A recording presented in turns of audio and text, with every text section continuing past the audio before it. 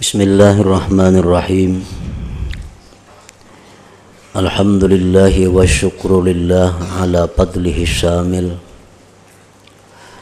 alladhi syara'a lana al-fara'ida wan nawafil. Ashhadu an la ilaha illallah wahdahu la syarika lahul mu'izzu wal mudhil. Wa ashhadu anna sayyidana Muhammadan abduhu wa rasuluhul insanul kamil.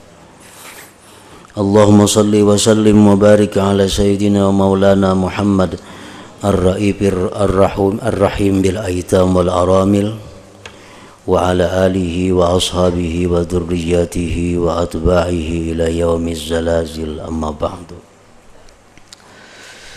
Yang kita hormati dan kita cintai para habaib dan para alim ulama, para muhibbin, hadirin dan hadirat rahimakumullah. Alhamdulillah, kita panjatkan puji dan syukur kehadirat Allah Subhanahu wa ta'ala yang telah memberikan kita berbagai macam nikmat dan anugerah, taufik dan hidayah serta inayah kepada kita sehingga kita dapat berkumpul kembali bersama-sama di majlis yang penuh berkah ini. Salawat dan salam kita haturkan kepada junjungan kita Nabi besar Muhammad sallallahu alaihi wasallam dan kepada seluruh keluarga, para sahabat, zurriyat dan pengikut beliau. Para muhibbin rahimakumullah. At-targhib bin nawafil ini adalah menggemarkan pada perkara-perkara yang disunatkan. Sebagaimana kita mengetahui bahwa perintah Allah Subhanahu wa ta'ala kepada kita itu ada yang disebut dengan faraid, artinya kewajiban, yang mana bila mana kita memperbuatnya kita mendapatkan ganjaran pahala dari Allah, dan bila mana kita meninggalkannya kita akan mendapat siksa yang berat dari Allah. Dan ada pula perintah Allah itu yang disebut dengan nawafil, artinya sesuatu yang sifatnya berupa anjuran, yang mana bila mana kita melakukannya kita mendapat ganjaran pahala dari Allah, dan bila mana kita meninggalkannya kita tidak diancam dengan hukuman siksa daripadanya. Nah, para muhibbin rahimakumullah, dalam bab ini akan dijelaskan perkara-perkara yang disunatkan di dalam syariat kita. Perkara yang disunatkan itu mempunyai berbagai macam faedah, mempunyai berbagai macam manfaat kepada orang yang melakukan hal-hal yang disunatkan itu. Dan biasanya setiap yang fardu itu ada yang sunat. Sembahyang ada yang fardu, ada sunat. Puasa ada puasa fardu, ada puasa sunat. Zakat ada zakat fardu, ada sedekah sunat. Haji ada haji wajib, ada haji sunat. Umrah pun demikian. Nah, biasanya setiap ada hal-hal yang diwajibkan Allah itu diiringi dengan yang fardu, setiap hal-hal yang diwajibkan Allah diiringi dengan yang sunat-sunat. Nah, manfaat daripada sunat-sunat itu adalah yang pertama, menutupi atau menyempurnakan kekurangan-kekurangan yang kita laksanakan dalam menjalankan yang diwajibkan Allah.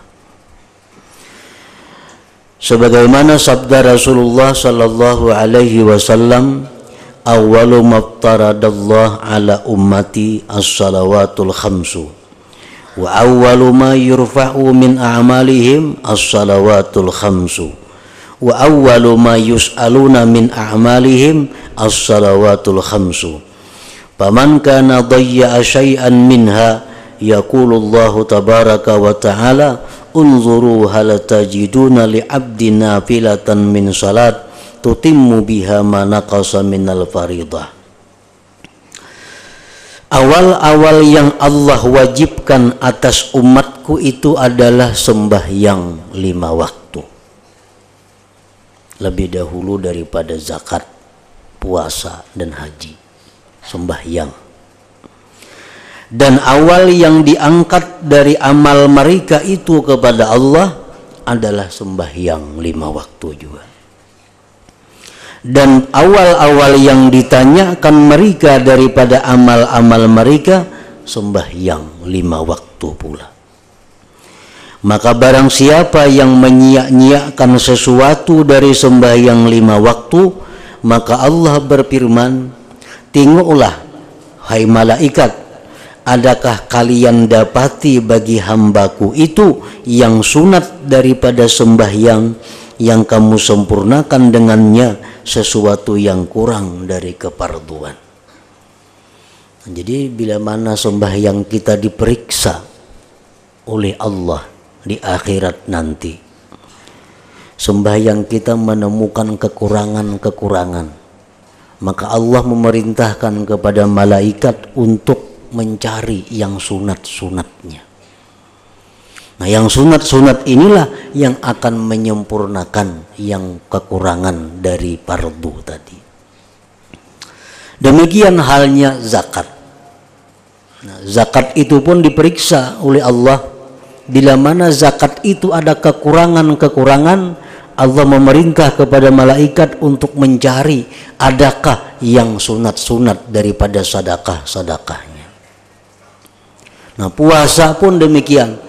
Kalau ada puasa Ramadan kita yang kurang sempurna, yang kurang beres, Allah perintahkan malaikat untuk mencari catatan adakah puasa-puasa yang sunat yang akan menyempurnakannya.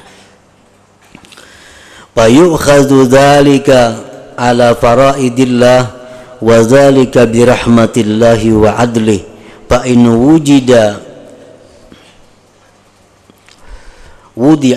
fa in wujida fadlun wudi'a fi mizanihi wa qila lahu dukhulil jannata masrura wa illam yujad lahu syai'un min dzalik umirat bihi zabaniyah ta'khudhuhu bi yadayhi wa rijlaihi thumma yuqdhafu bihi finnar.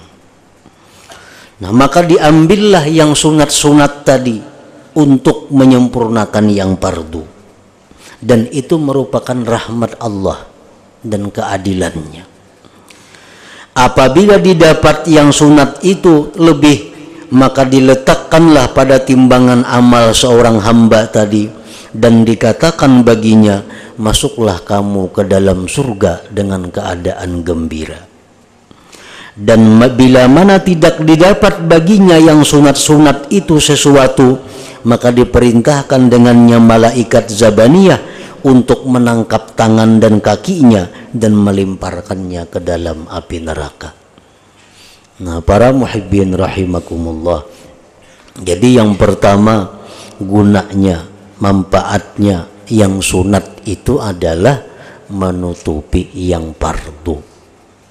Baik kekurangan sifatnya khusyuknya, kekurangan ada hal-hal lainnya yang tidak disadari oleh seorang hamba, maka yang sunat itu berfungsi menyempurnakannya.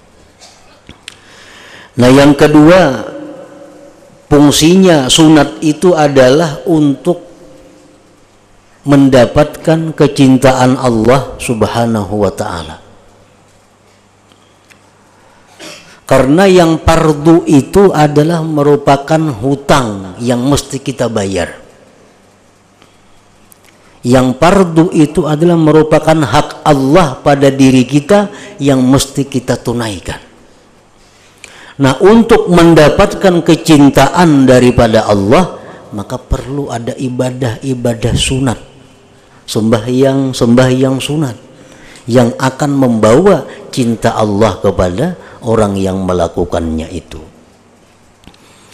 Sebagaimana disebutkan dalam hadis qudsi, ma taqarraba ilayyal mutaqarribun bimithli ada'i maftaradtu alaihim wa la yazadul abdu yataqarrabu ilayya bin nawafil hatta uhibbah.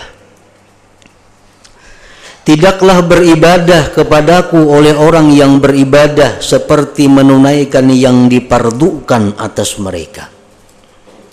Artinya ibadah yang paling Allah sukai dari kita itu yang pertama adalah biriskan kewajiban. Jangan hendak menggawi nang sunat kalau keparduan kita masih ada. Karena itu hutang kita kepada Allah.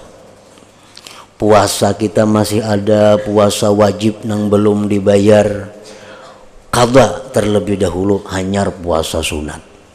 Sembahyang kita ada nang wajib nang belum kita bayar, qadha sembahyang yang wajib.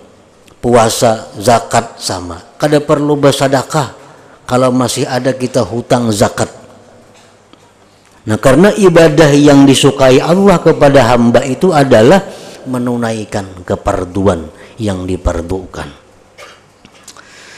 Dan senantiasa seorang hamba itu mendekatkan diri kepadaku dengan hal-hal yang sunat, sehingga akhirnya aku cinta kepada hamba itu, ujar Tuhan.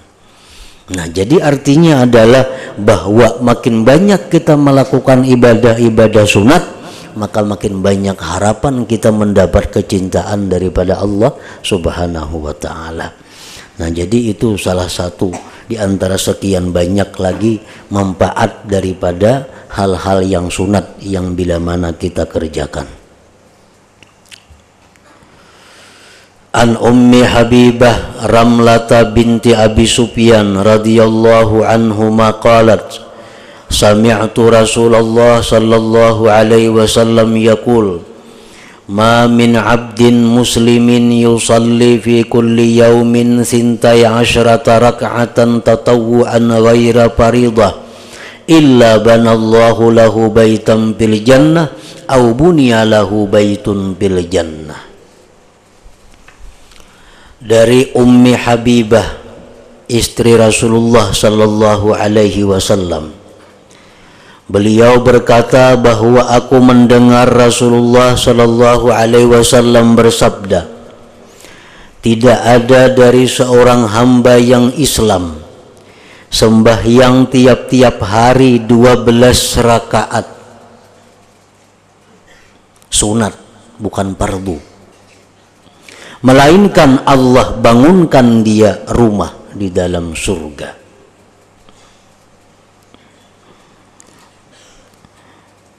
Apa-apa yang 12 rakaat itu? Pertama, arba'an qabla zuhri, 4 rakaat qabliyah zuhur, baik sekaligus atau dua-dua. Aku sembahyang 4 rakaat qabliyah zuhur, itu wajib dibuat qabliyahnya. Arti wajib itu mun kada dibuat kada sah. Nah, aku sembahyang 4 rakaat qabliyah zuhur, 4 rakaat sekaligus atau 2 rakaat 2 rakaat. Wa rak'ataini ba'daha, dan 2 rakaat sesudah zuhur. Wa rak'ataini ba'dal maghribi, 2 rakaat sesudah maghrib. Wa rak'ataini ba'dal isya, 2 rakaat sesudah isya. Wa rak'ataini qabla salatil ghadat, dan 2 rakaat sebelum sembahyang subuh. Nah, 4, 2, 6 jadinya. Jadi sembahyang zuhur itu ada 6 rakaat sunatnya, 4 sebelumnya, 2 sesudahnya. Hanya sesudah maghrib 2, sesudah isya 2, sebelum subuh 2. Ini sunat yang disebutkan dengan muakkad. Nah, sunat yang sangat kuat tuntutannya, artinya hampir-hampir mendekati fardu. Parak lawan wajib, ini sunat. Sunat muakkad. 4 rakaat sebelum zuhur, 2 rakaat sesudahnya ba'diyahnya, 2 rakaat ba'diyah maghrib, 2 rakaat ba'diyah isya, 2 rakaat sunat subuh. Subuh tuh kada ada qabliyah ba'diyahnya, sebutin aja. Nah jadi ujar Nabi, siapa sembahyang 12 rakaat itu tiap-tiap hari, nah maka dia akan dibangunkan Allah gedung atau rumah di dalam surga. Nah para muhibbin rahimakumullah, nah selain daripada yang muakkad itu ada lagi sunat yang gairul muakkad, artinya yang sunat tapi kada terlalu kuat tuntutannya, seperti qabliyah maghrib. Nah itu kurang kuat, walaupun sunat juga tapi kada sekuat sesudah maghrib. Jadi artinya kalau memang harus menggawi melaksanakan salah satunya, pilih nang sesudah maghrib, itu lebih kuat tuntutannya. Wa an ibni Umar radhiyallahu anhuma anna an-nabiy sallallahu alaihi wasallam qala rahimallahu imra'an shalla qabla al-'asri arba'a. Rawahu Ahmad wa Abu Daud wa Turmudi wa hasanahu wa Ibnu Khuzaimah wa Ibnu Hibban. Rahimallahu imra'an shalla qabla al-'asri arba'a, artinya ujar Nabi kita, Allah merahmati, Allah memberikan rahmat kepada orang yang sembahyang 4 rakaat sebelum asar. Nah, asar ini kada ada qabliyah juga. Nyenang ada qabliyah itu bila ada ba'diyah.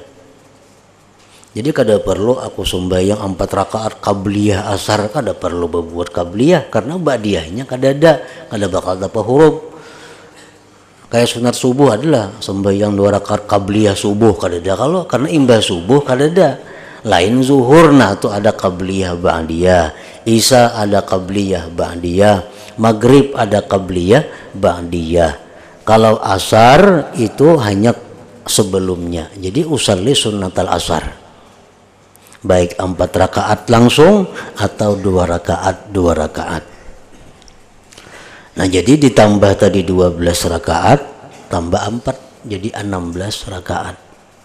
Ini merupakan yang minimal yang dilakukan oleh setiap orang-orang yang menghendaki rahmat dan kasih sayang khusus dari Allah Subhanahu wa taala. Nah lain lagi yang mau ditambah pulang sebelum tadi kan sebelum zuhur 4, ada lagi imbas zuhur tuh 4. Karena ada hadis Nabi yang khusus mengatakan, barang siapa sembahyang 4 rakaat sebelum zuhur, sesudahnya 4 rakaat, Allah haramkan jasadnya disentuh api neraka. Nah itu lain lagi pulang, tambahan lagi 4 qabliyah 4 ba'diyah 4. Cuma minimal 4 sebelum zuhur, 2 sesudahnya. Nah sebelum asar itu ada 4 rakaat, dan itu Allah Subhanahu wa taala akan memberikan rahmat kepada orang yang melakukannya. Nah apa yang disebut, yang dimaksud dengan rahmat itu? Mudahan dapat rahmatnya. Nah apa artinya rahmat itu? Dan dalam setiap sembahyang kita selalu minta rahmat kepada Allah. Rabbighfirli warhamni. Nah, warhamni itu artinya adalah berikan aku rahmat. Kita mendoakan orang mati, Allahumma ghfir lahu warhamhu. Nah, karena rahmat ini ujar para ulama mengatakan himpunan atau bagian dari 6 perkara. Jadi ngaran rahmat itu di dalamnya ada 6 hal. Yang pertama, husulul iman wat tauhid wal ma'rifah fil qalbi. Hasilnya iman, tauhid dan ma'rifat di dalam hati. Nah, kita mendoakan orang mudahan inya dapat rahmat. Nah, artinya apa? Mudahan inya beriman, bertauhid dan ma'rifat. 1. Yang kedua, husulu anwarit ta'at wal ibadah fil jawari. Hasilnya taat dan ibadah pada anggota-anggota zahirnya. Jadi artinya orang dapat rahmat itu hatinya beriman, bertauhid, ma'rifat, zahirnya rajin beribadat. Mudahan dapat rahmat ikam. Nah, mudahan ikam rajin beribadah dan taat kepada Allah. Yang ketiga, husulu suhuli asbabil ma'isyah minal amni wasihhati wal kifayah. Hasilnya kemudahan sebab-sebab penghidupan, keamanan, kesehatan dan kecukupan. Nah, ini rahmat juga. Yang keempat, husulu suhulati sakaratil maut. Mudahnya menghadapi sakaratul maut. Yang kelima, husulu suhulati su'al fil qabri. Mudahnya menghadapi pertanyaan di kubur. Yang keenam, husulu suhulati asbab hisab wa liqa'illahi ta'ala fil jannah. Hasilnya mudah perhitungan dan bertemu Allah di dalam surga. Nah, 6 perkara itu disebut rahmat Allah subhanahu wa ta'ala. Jadi kalau kita mendoakan orang atau kita didoakan orang agar dapat rahmat, itu merupakan doa yang luar biasa, komplit dunia dan akhirat. Nah, seperti ujar Nabi tadi, rahimallahu mra'an shalla qabla al-'asri arba'a.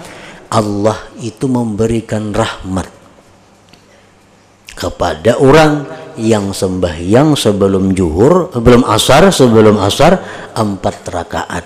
Nah, artinya orang yang mengamalkan sembahyang 4 rakaat sebelum asar itu akan dapat iman, tauhid, ma'rifat, dapat kerajinan, kesungguhan beribadah, dapat kemudahan mencari penghidupan, mudah menghadapi sakaratul maut, mudah menghadapi munkar nakir, mudah menghadapi hisab di padang mahsyar.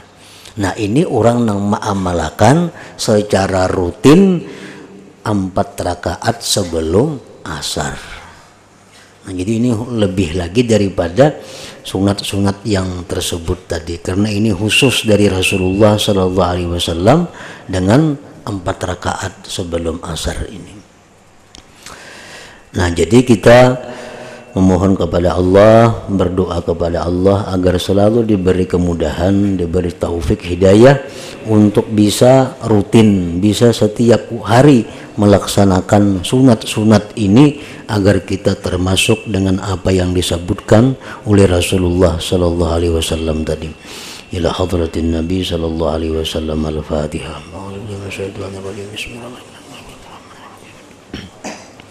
Iyyaka na'budu wa iyyaka nasta'in. Ihdinas siratal mustaqim. Siratal ladzina an'amta 'alaihim. Asyhadu an la ilaha illallah wahdahu la syarika lah.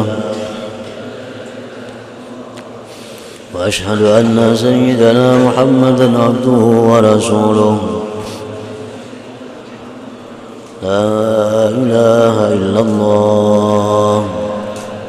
Nastaghfirullah. La ilaha illallah. Nastaghfirullah. La ilaha illallah.